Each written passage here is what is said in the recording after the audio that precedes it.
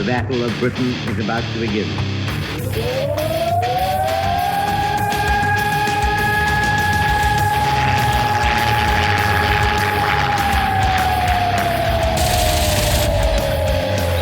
right, we got tanks up there.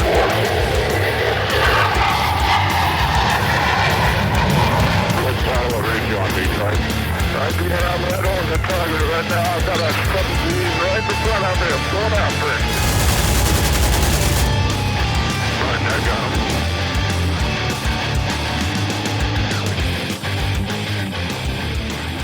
him. Welcome back to the Lead Pursuit Podcast. Tonight, we're going to share the keys to success at Adepticon. And no, we're not going to tell you how to wear a sombrero like the El Guapo of the Lead Pursuit Podcast, our very own Brett. Brett, how you doing tonight? Man, I know it's still a little ways away, but I'm ready for my big sombrero. Big sombrero. That's going to have to wait a couple days. We got a couple things we need to do. I want to play a few games. Guys want to do some hobby, and then the sombreros can come out. But you know, if wearing sombreros isn't your thing, then you certainly should not plan on partying with our very own Lead Pursuit Margarita Man, Steve. Why is that? Because he'll have you about 4 margaritas deep, and then he's going to break out the outrageously large sombrero that by that point, you just have to wear it, and then the cameras come out. So, yeah, unless you want to be caught for posterity in a sombrero, don't drink with Steve. Steve, how you doing tonight? I've been told that me and Casey put the bro in sombrero, so come on out and I like that one. Put the bro in sombrero. Yeah. It's going to be another interesting Adepticon. No, looking forward to it. So part of the purpose tonight is to break down some keys to success, some things you may or may not know about how to navigate the events, and just the whole of Adepticon, and not get into too many crazy other details. But first, I want to talk about some events that are coming up before Adepticon. One of the big changes is Siege of Vicksburg. So Siege of Vicksburg used to be in October. Now it is going to be President's Day weekend. So Siege of Vicksburg 2024 is going to be 17 to 19 February 2024, back in Vicksburg, Mississippi this time, not in Jackson. And it will be the 3rd annual Steve Toth Memorial BRS Tournament. Steve, you're not going to be there again this time, I can tell. Not President's Day weekend. I have a long weekend from work. That might be a possibility. What's the weather like in Vicksburg in February? We might have to do that. Overcast and crappy with extra Kinda bugs. warm? But it's better than Pennsylvania. Better than it was freezing for fall in. Nah, fall in wasn't bad. Could have been a lot worse. Okay, so that's the first event we're going to have in the year. Then it goes to Adepticon, 20 to 24 March. That's obviously our big ticket item, and then we'll see what happens for the rest of the year. There's a lot of schedules in flux, whether we're doing Historicon or not, whether we're doing other fall events. We'll talk about it. There's just a lot of moving parts between work and jobs and life. So with that being said, we're going to try to hit a couple events throughout the year. We're going to try to time them well so that they're spread out, so that not only we can afford to go to multiple events, but that other people can get a chance to travel around the U.S. and see some of the other cool conventions and hang out with us, which is obviously the most important part of it all, right, guys? All right. So let's talk about what people have seen out there. I don't want to talk about the games we just bought. I don't want to talk about the big-ass box of Marvel Crisis Protocol that I'm staring at over there. Hey, I assembled one of them, made progress. Or the big box of little tanks for Legion Imperialis, or really 4 boxes. I assembled 1 Rhino, so I've made progress there. Brett, did you pick up any LI stuff? No, not yet. Oh. I want to do drop pods and like flyers and Be that weirdo.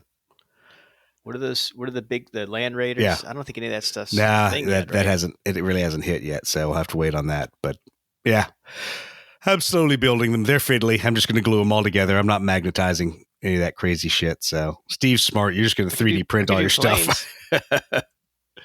I could do I haven't done any list hammer yet, but maybe some Thunderhawks or some Storm Eagles. Yeah, you could do. Those are available now. Yeah, those right? are out right now, and you could do some pretty good lists with Thunderhawks. So some infantry heavy and then Thunderhawk gunship support. So yeah, there's always stuff to do. Well, cool. So besides those games, the only other thing I wanted to kind of talk about in the flight line was Cigar Box Battle. Their two-sided vinyl mats are now finally up and out for sale. So go to their website if you want to try those. You've probably seen the photos on social media. We've had a couple different ones that we bought from those guys, and they're awesome. They play great for Aeronautica. You can get them with hexes. You can get them without if you want to use them for Blood Red Skies or something else that's not hex-based. But those are available to the general public now. So I'd go check those out. I would also be remiss if I did not mention a couple other things. There are a lot of new 3D prints out on our website. Steve's very own IAI Kafir is out there. It's out there with the Hunter. There's going to be some more stuff showing up here in, what do you think, about 2 weeks, Steve? Okay, yeah, right around Christmas time. There should be some other prints showing up there, similar time frame. We've got a lot of exclusive designs from Roman, from the plane printer. So you've seen some of those drop, the Super Mystere, the Mystere 4, the Uragan. There are more on the way. So there's a lot more that we're about to drop. We're going to throw those out right before Christmas and let people get some more early jet goodness. So we got a lot of fun stuff for y'all to play those early jet conflicts with. I don't know about you guys. I'm kind of excited about that for Adepticon. We keep talking about it for years, and we're finally getting around to having the models and the rules to do some of this early jet stuff. So I think that'll be fun. Hey, did I misread something, or is there a new, fresh for the holidays, new foam for B-17s that holds 8 B-17s in a single layer? It's like a bag of holding, but made of foam, Yeah, right? I was gonna say, right, it's Steve? like, you ever watch those movies with Santa's where he just keeps pulling shit out of his bag and it's just bottomless bag of stuff and just pack them all in there? Yeah. Bottomless bag of B-17s. Yeah, that sounds like a great plan. I will not be needing that. Okay, so one of the other things I would be remiss if I did not mention and give a shameless plug, no, not for Brett's cat that's climbing all over him right now, but for a game that just hit Wargame Vault a little while ago. It's a print and play game, and it's designed and, of course, has the great art by Ben Rawlings, the same artist that did the aircraft designs and aircraft art for Fulcrum Leader and for Eagle Leader. That's about to go to the printers here. Shameless plug for those two. But his game, Violent Skies, is on Wargame Vault. It's a downloadable print and play solo game geared around individual aircraft and group aircraft dogfighting. It's right now Battle of Britain, so it's got Hurricanes, Spitfires, 109s, some other bombers and things in there. He's going to expand it to other theaters and years of the war, but it's really geared around 1940 right now. Go check that out. I just picked up a copy of it. I haven't played it, so we'll probably have to do a review of it here on this Aerial Wargaming podcast and maybe drag Ben in to talk about it.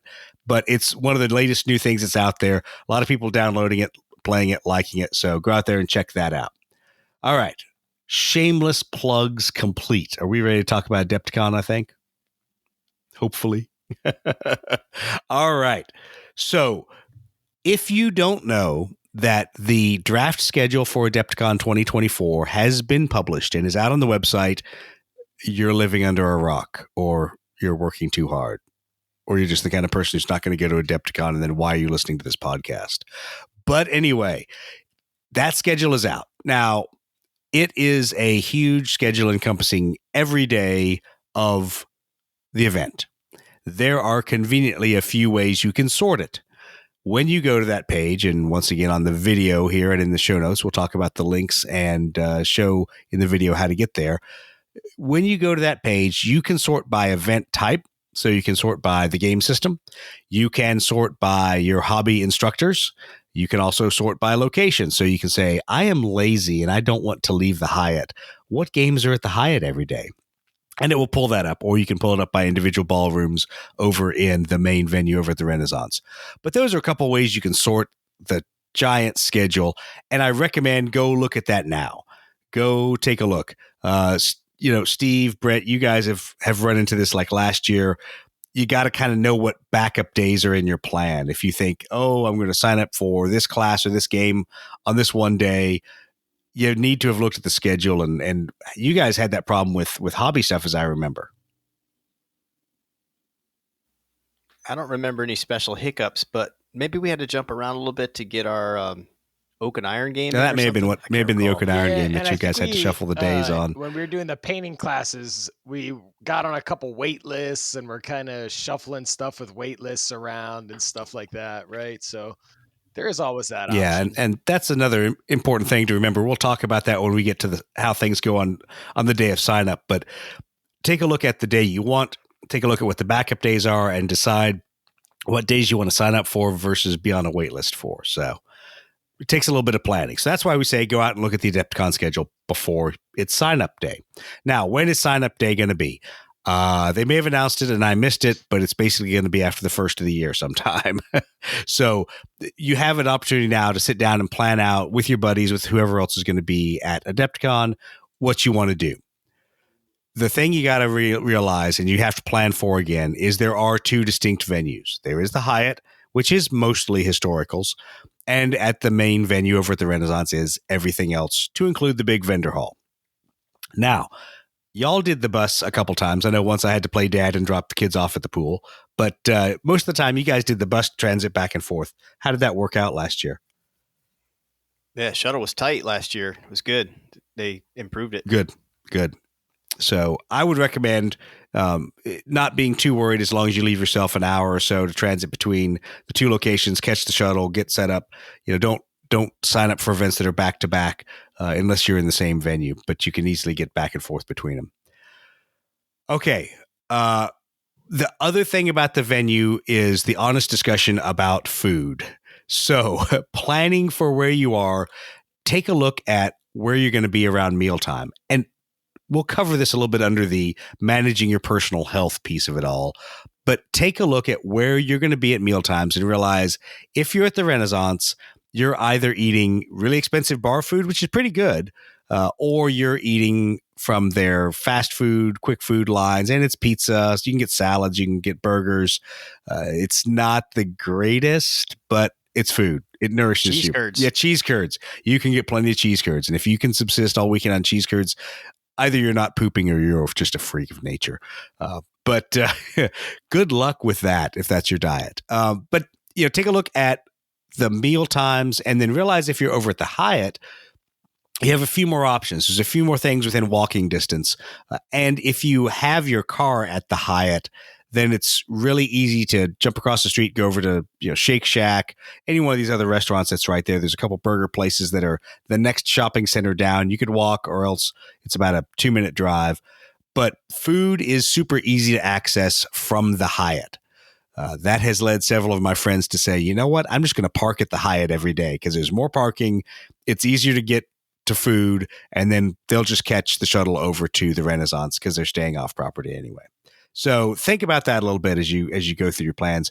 What other advice do you guys have for anyone planning between the two venues? Yeah, I honestly think the Hyatt is a great strategy, like you just said. I mean, the shuttle last year, huge improvement.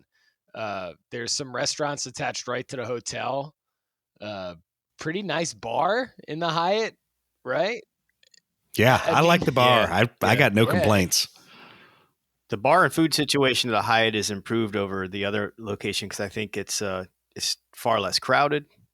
Yeah, that's the other thing is it is far less crowded to go to the bar at lunch or for breakfast or any one of those things, and so it's just faster, I should say. So it's a pretty good setup overall, I think. And hanging out at the end of the day at that bar, it's a little bit smaller crowd than the zoo that is the bar up at the Renaissance. Yeah, if you want to hobnob with the bigwigs, go to the Renaissance, hang out at the bar. If you want to hang with all the cool kids, come over to the Hyatt, hang at the bar. We had breakfast most mornings at the Hyatt. It was pretty good. Yeah, it was good. So and they had walk up like coffee service. There was bar. The bar service was good in the afternoon. The bar food was good there, and I guess going back again, not crowded. Yeah, and they do salads and sandwiches from their kind of pickup line there in the Hyatt. So there's options there. It is obviously not as large of a venue as the Renaissance, but for the people that are over there, I think it's a great base for the weekend for gaming. All right, let's talk a little bit about planning for classes and some other events. So the classes that go on are fairly centralized over at the Renaissance. There will be two hobby classes going on over at the Hyatt. And that's going to be our very own Chris Bergeron doing some airbrush techniques classes. But the majority of hobby classes are over at the Renaissance. And they're all in that central area underneath the stairs. And holy crap, does that place get crowded. So I haven't actually gone to any of the classes. Brett, Steve, when you guys went there, how was the turnover? That's always been the biggest complaint, that it's kind of a pain in the ass. There's nowhere to stand around and wait. You're kind of out in the rooms waiting for the previous class to clear. What were some of y'all's experiences? Yeah, I don't remember any hassles like that. I mean, we showed up at our designated time and the classes were small. You know, I'm talking, I think our biggest class was the airbrushing class we took that might have had, maybe 20 people in it. And that was the largest class. The other class was maybe 12 for the faces class. But, so I guess my point on that is it was a manageable size class. So it wasn't like, an auditorium full of people trying to get some instruction. Right. So, a lot of potential, a lot of opportunity for one-on-one and stuff in the size class. And as far as turnover goes, I mean, I feel like we walked right in, and when it was over, we left and moved out smartly. I mean, got your shit got out of there. If you get there, maybe, not late, potentially even, 5 minutes early, you'll probably be okay. If you're not 5 minutes early, you're late. So if you I would say if you plan like a reasonable, mature adult, you'll probably not have any issues. We are talking about gamers here. That is not at all a reasonable, mature. I will say the one thing: make sure people. you read the description of the classes. Don't be like that kid who's asking his buddy for a pencil when the math test starts. Right? Like we went to the painting class, and I was like, "Yeah, oh, everybody sat down with like their own brushes and their own paints, and I was, totally unprepared. So read the description of the classes and get there a couple minutes early. So you're saying the teacher was the unprepared student? Yeah. Got it. No, Got I didn't notice any Oh, problems. no, that's true. I think that's another thing that happens where people one person has a problem and they make it a big deal, like everybody had the problem. Yeah, so let's also address that a little bit, that these painting classes are not all about you. They're all about the class. So if you're going to attend a painting class to get FaceTime with your favorite instructor or painter or whatever, to have them look at your shit and tell you how great you are, or to talk about how great your painting is, that isn't the purpose of the class, and you're ruining it for everybody else. So be a good person, go to the class, learn, listen twice as much as you speak, and you'll walk away with a lot of awesome techniques, because they have a lot of great instructors that are there. All right. So how do you get the classes you want? How do you get into the events you want? I mean, I've heard it's always a crisis. So we can all kind of offer some different techniques. Brett, what worked for you well getting on sign-up day in the crush and craziness? What worked for you? Because I think you went back in like a day later because everything had been such a disaster on registration day. How did it work for you? Yeah, that was just because I was out of the house. I couldn't be home. So ideally, I think, besides having the plan ahead of time for what classes you want, I actually had like a little note sheet next to me, so I knew what the class names were. So it was easy for me to search and find those classes I want on registration day. And if you don't get them immediately, check out, get back in. A lot of people dump classes and stuff. Yes.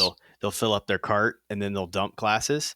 And then, moments later, it's opened up again. So just, if you can, be patient, come back in. I didn't have that kind of flexibility on the sign up day because I had to leave for some reason, some family thing I wasn't home for. But even in my case, I was able to get mostly what I wanted because I think I just got on a waiting list and I slid in. So no problem.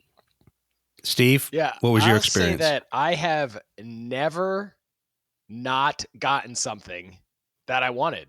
So like it's been crazy on sign up day and I haven't gotten things and stuff's been broken but I log back in a couple days later, I get on the wait list and, 3 weeks later, I'll get an email. Oh, your spot on the wait list popped up, right? Yeah. Like, I feel like every event I wanted to do, every game I wanted to do, every class I wanted to do, I've gotten every single one just by having a little bit of patience and getting on the wait list. So I don't think it's a necessary freak out if you don't get what you want in the first 7 minutes of registration.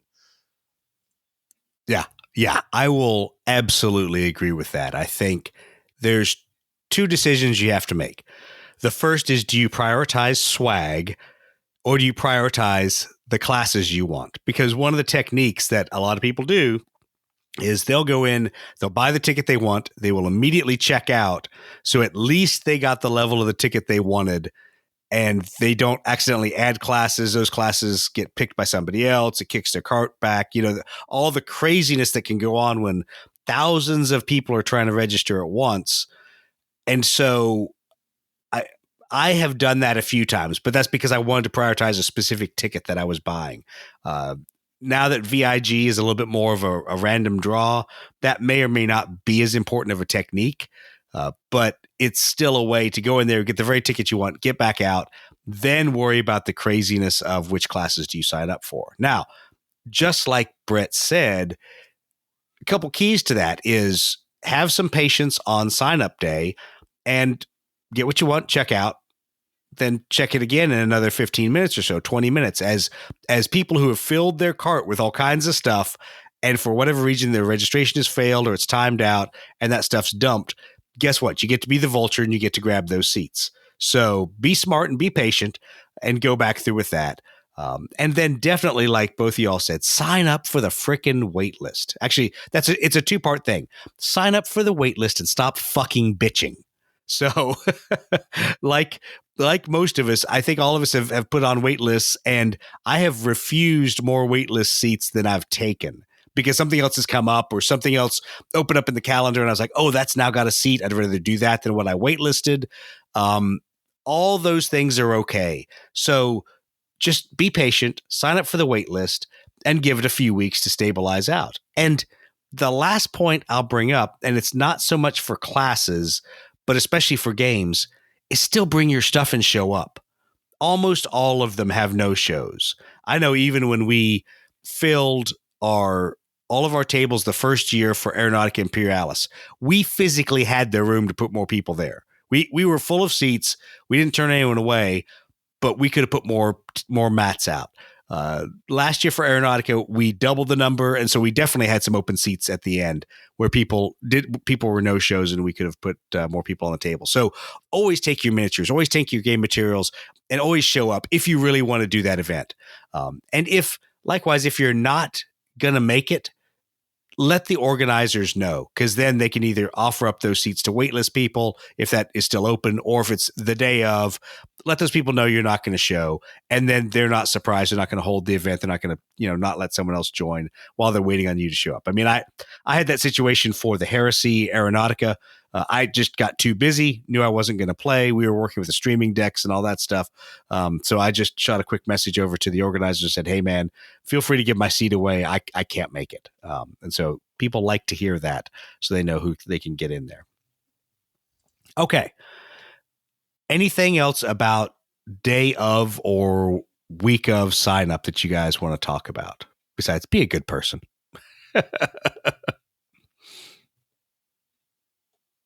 All right. So let's talk a little bit about managing your personal health. This is the public service announcement for this whole event. There's a lot of stressors that you're going to be under. One is, hey, I'd like to play some of these games. I've got a lot of shit going on. I've got to make sure that I'm on time to things. 2, you're probably going to stay up late and get up early. 3, you're probably going to drink too much alcohol if you're like us. So do a good job of managing your health. Always try to stay hydrated is the number one thing. And right behind staying hydrated is eating some kind of food, because nothing is worse than to be in the middle of a game at 6 p.m. and be crashing because you skipped lunch or you had a Snickers bar and a Coca-Cola. So manage your personal health a little bit there. And if it means, buying a bottle of water and a bunch of energy bars or whatever, just to get you through some of these events, then do that.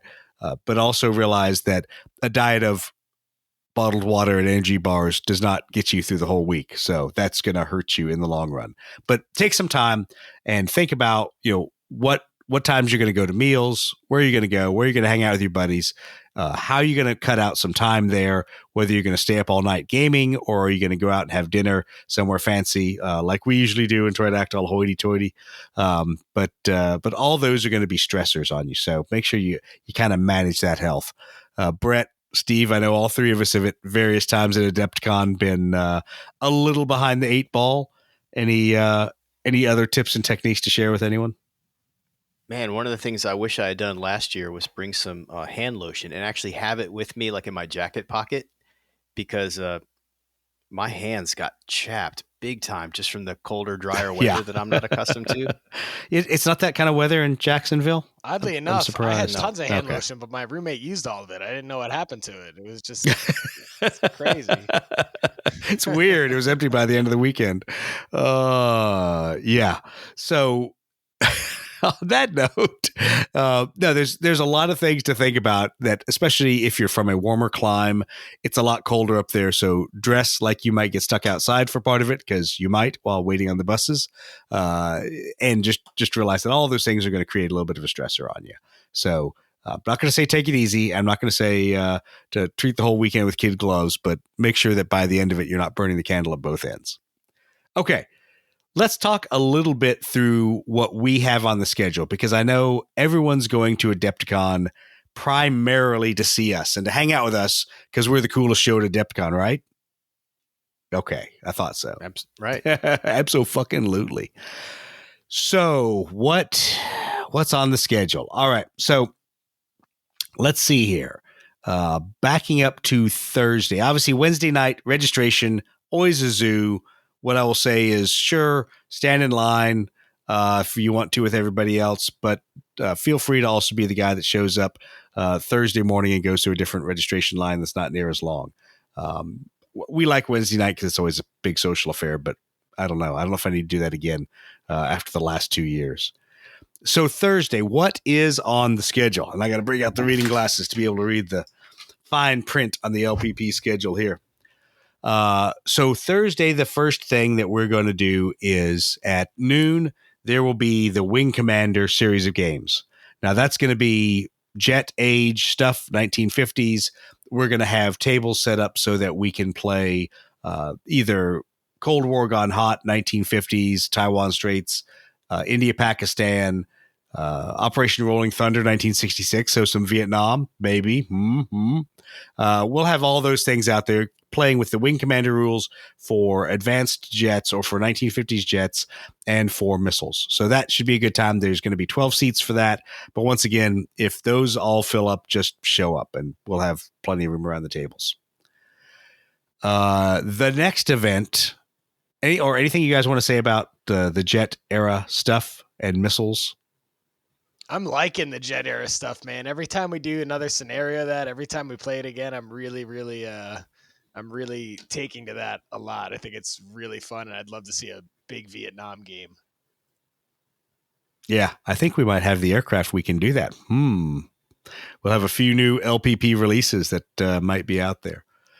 All right, so simultaneous with that game, roughly simultaneous, from 1 to 5 p.m., if jets are not your thing, if 1/200th scale is not your thing, we will not be running this, but John Russell will be running his Blood Red Skies or Big Red Skies, the Battle of Britain. So 1/72nd scale Battle of Britain with some ginormous chain home antennas. We'll see how he gets those in the door. I'm not sure how that's going to work out, but there's 8 seats for that. So if you want to play large scale Blood Red Skies in 1/72nd, knock yourself out with that. That afternoon, also at the same time, Chris will be teaching small scale airbrush techniques. Now you're going to say, why are you teaching this? What is the purpose of this? Well, Chris is going to cover a few different airbrush techniques. So one of the things that he's going to cover is camouflage application, but also masking with the model itself and a couple other techniques that you can apply to either, aircraft, tanks. You can apply them to things in the 20th century, 21st century, 41st century, whatever. It's not necessarily exclusive to just historical, but it's going to be airbrush techniques. So if you want to see that, if you want to get some hands-on time, definitely go to that class. If you want to bring your own airbrush, absolutely bring your own airbrush. Compressors will be there. If you have your own miniatures and you want to try some techniques on whatever miniature you've already purchased, bring those primed, please, and experiment on those while Chris is walking you through the techniques. I'm pretty excited about that. There's a lot more to come for the hobby seminar area over at the Hyatt. There may even be a whole paint and take area, so we'll see how that all works out. All right, moving on to Friday. Everyone's favorite event. What's everyone's favorite event, Steve? The Fur Ball. That's right. The motherfucking Fur Ball at 6 p.m., 6 to 10. Oh, and there's some football aircraft. Brett's been working hard. Seriously, thank you, Brett, for repainting and repairing and working on a lot of the Fur Ball aircraft. We've got a few more to send your way, but they're looking good. So we'll do that 6 to 10 p.m. It will be crazy like last time. It'll be fun. Who knows what the rules will be? We'll figure that out at some point. But it will be a good social affair. And then we'll just retire to the bar and drink some beers for the rest of the evening after playing some Blood Red Skies. And hopefully breaking in some new players. I know last time we got quite a few new players. Hopefully they'll come back and actually be part of the tournament this year, in addition to the Fur Ball. All right. Moving on to Saturday. Saturday at 10 a.m. does start the tournament. We've lengthened it an hour, so it goes to 3 p.m. 16 slots right now. Standard 500-point list. 3 rounds in the GOE format. So it looks like it'll still be scenario number 2, dogfight. And it'll be kind of like last year, but with a few modifications. So everyone who's in that kind of knows what they're doing. Tournaments for BRS are super friendly, not a big deal. But if you've never played the game, you probably shouldn't show up to the tournament unless you are a glutton for punishment, like being beat up. But if you're a new player, young player, only got a few games under your belt, absolutely feel free to show up. Most everybody else that shows is a good sport and will teach you nicely and then beat the crap out of you so they can succeed and get their place in the top 3. Don't take it personally. All right. Anyone want to say anything about the tournament, guys, besides read the tournament pack? Yeah. Oh, Steve's probably got something he could say about the streaming. Yeah. It's going to be enhancements. Sounds like something we had to buy at a clinic in La Jolla. No, some enhancements. It's going to be a great tournament again. It was really good last year. I'm excited to kind of do revision 2, of the streaming setup and get some real good tables out there, some good commentary. So hopefully you found a better commentator than the guy that was paired with Brett. I mean, Brett did a good job, but that other guy was an ass clown. Right. What an idiot. Base for radio too. Yeah, exactly. Ugly as sin. So Brett and I will be commentating as usual, as we did last time. That'll be fun. We've got a couple additions to how we're doing the streaming so if you can't make it to Adepticon, watch the Lead Pursuit stream, and there'll be a lot of fun stuff that'll be on there. All right. That afternoon, Saturday afternoon, starting at 4 p.m. at the Hyatt this time, not at the main venue, not at the Renaissance, we'll do Aeronautica Imperialis. Yes, that game that is dead that I play every Monday night with a group of 6 guys. So the game is far from dead. But let's get everyone together, play some AI. It will be the 40K series of rules. If you want to show up and play a Heresy era list, please drop me an email because we can accommodate that. I just want to make sure we have opponents for you. So if everybody else shows up playing Tau, you're not too freaked out. But there's 20 slots in that. It'll be just like last time, except it'll be at the Hyatt. So it'll be less drama for us getting it set up. And hopefully it'll be a pretty quick changeover from the tournament to the Battle for Bactria. And that'll be a lot of fun. Any AI plans amongst you guys? Anyone going to bring an army? Anyone want to do something other than Steve being the crazy Sky Fortress, the insane Sky Fortress? Trench run game looked awesome last year. Those guys were like loving that. I wouldn't mind getting in on that game. Yeah, we're going to modify it this time. We learned a lot, so I will start off by apologizing to everybody who did the trench run game last time. I think everyone had fun, but we were trying to figure it out. We've we've played it a couple times in our local group here, trying to tweak things to where it's still fun. There's still waves of enemies coming in, but you feel like you might have a chance to succeed. So we're definitely going to do that in a couple new missions. So that's going to be it's going to be a lot of fun. I could bring my purple space elves. I'd be the opposite of a ringer, though. I'd be like, when you really just need to throw somebody out there that could get beat up pretty easy. To my annual game of AI. Welcome to Aeronautica Imperialis, the Battle for Bactria narrative game. Should you want no challenge at all, we have Brett Cantor right here. Yeah, no, you're fine, man. It's always a good time, and we always love beating up on your Eldar. So, all right, Sunday. Oh yeah, we've got stuff on Sunday. Starting the morning, assuming I recover from my hangover, 9 a.m. to noon is, as we call it, Big MiG Alley. So it's the Blood Red Skies, 1/72nd scale, but MiG Alley. So it's jets, it's crazy anti-aircraft sights, it's the bridges of Tokori, but in 1/72nd scale. So there's 8 slots for that. I'll be running that simultaneous with John Russell running his Korea bolt action. And we may even throw some crazy things in based on what happens on the bolt action table or what happens on the Big Red Skies table. So those games will influence each other a little bit, and we'll all have fun for a couple hours in the morning and hopefully work our way through our hangovers. And then once again, Chris will be back reprising his class again, small scale airbrush techniques, from 11 to 1 p.m. And there's 9 slots inside that class. So if you don't have a chance to do it early on, do it late in the week, do it on Sunday morning, and then you can, after that, get on your airplane and go away. And that is basically our schedule for what we are going to plan on doing at Adepticon. Anything else you guys want to kind of chat about? Any other things you've been thinking of, looking at? Have you seen anything out on the list that really strikes your? We're going to be playing interest? another bolt action game, right? Well, oh, are you? Yeah. No, nobody say anything to that. Yeah.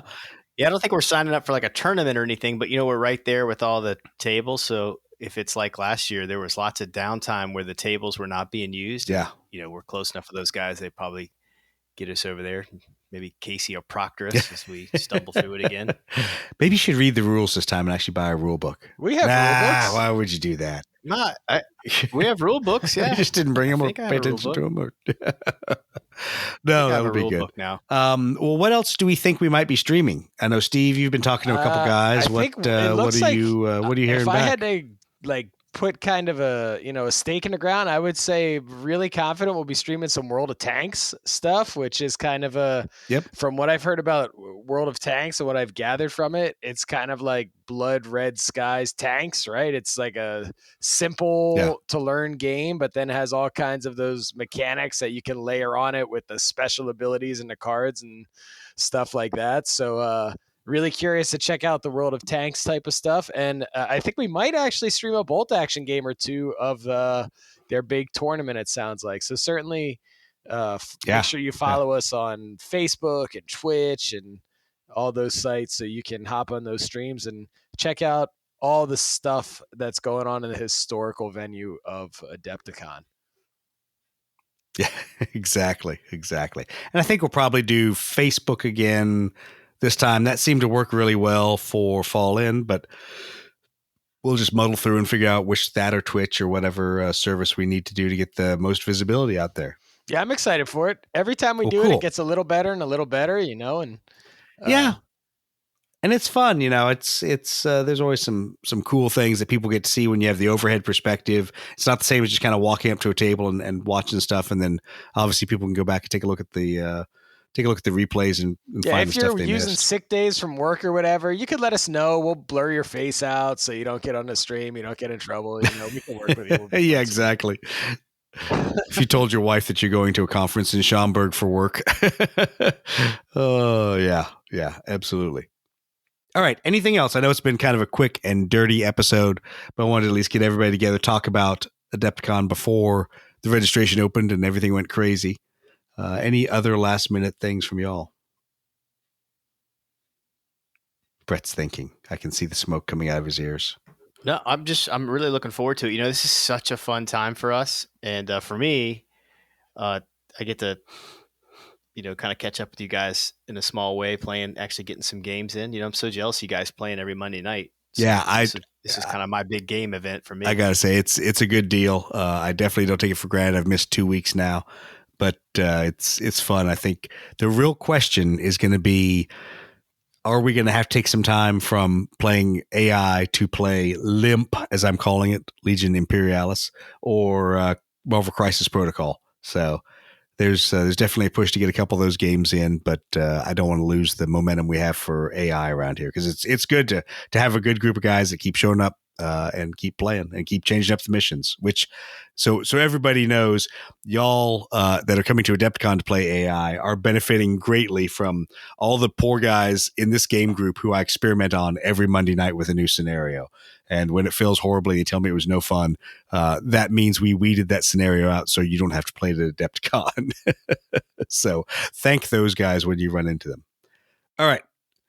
That's all I've got. Anything else from the cheap seats from Steve or from Brett? Just if you're kind of on the fence about going to an event and you're kind of like stuck in your own little game group with 3 or 4 people kind of in your basement doing your own thing, I don't know. You should just come to Adepticon. You're going to meet awesome people. You're going to play crazy games. You're going to probably go home with 10 new games to play, but get out there. Yeah. Get out there, meet some people, hit up both venues. I mean, I'm not super into like the sci-fi stuff, the 40K stuff, but all kinds of cool games over there in the vendor hall. Just to get out and get as much out of it as you can. Yeah, well, and that's a point we didn't even talk about with the vendor hall, because you could spend an entire episode talking about the vendor hall and how much time you can spend there, and definitely make the time to go through there. And if you're a smart person, unlike me, set your budget before you go, so you know how much money you can spend. Otherwise, you can blow a lot of money, like Brett buying motorcycles. All right, well, like everybody said, let's have a good time at Adepticon. Make your plans early. Let us know what your plans are, what events you're going to show up for, and we'll all get together and hang out. And other than that, just keep climbing for advantage. Please, God, somebody send us a new tagline to end this show with.